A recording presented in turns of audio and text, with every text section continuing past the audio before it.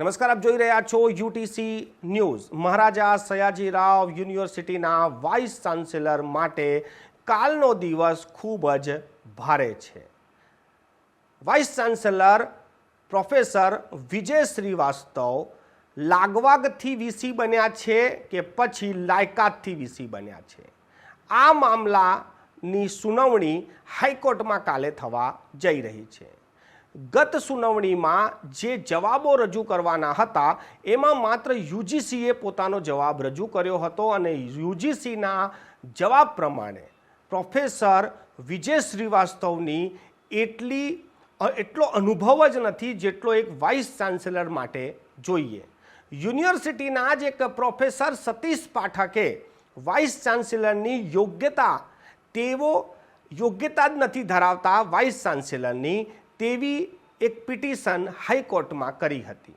અલગ અલગ લોકોને પાર્ટી બનાવી હતી, જેમાં સરકાર પણ છે, શિક્ષણ વિભાગ પણ છે, મહારાજા સયાજીરાવ યુનિવર્સિટી પણ છે, પ્રોફેસર વિજય શ્રીવાસ્તવ પોતે પણ છે અને વાઇસ ચાન્સેલર પણ છે।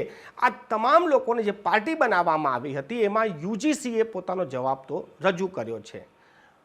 ગઈ 20 તારીખે જે આ સુનાવણી થઈ હતી તેમાં તમામ લોકોએ જવાબ આપવાના હતા, પરંતુ માત્ર યુજીસીએ જવાબ આપ્યો। ના યુનિવર્સિટીએ જવાબ આપ્યો, ના વાઇસ ચાન્સેલરે જવાબ આપ્યો, કોઈએ પણ જવાબ ના આપ્યો। હવે કાલે ફરી સુનાવણી થવા જઈ રહી છે। જોવાનું એ રહેશે કે હાઈકોર્ટ સતત કીધા બાદ પણ કોઈ પણ પ્રકારના જ્યારે જવાબ પ્રોફેસર વિજય શ્રીવાસ્તવ નથી આપી રહ્યા, વાઇસ ચાન્સેલર MS યુનિવર્સિટી નથી આપી રહ્યા, ત્યારે હવે હાઈકોર્ટ આગળ શું કરશે તેનો તો ઇંતજાર રહેશે।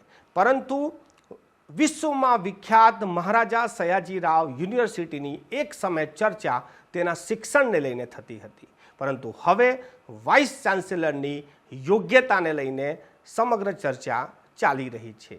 આ વડોદરા શહેર માટે અને વડોદરાના શિક્ષણ જગત માટે ખૂબ જ શરમની વાત છે।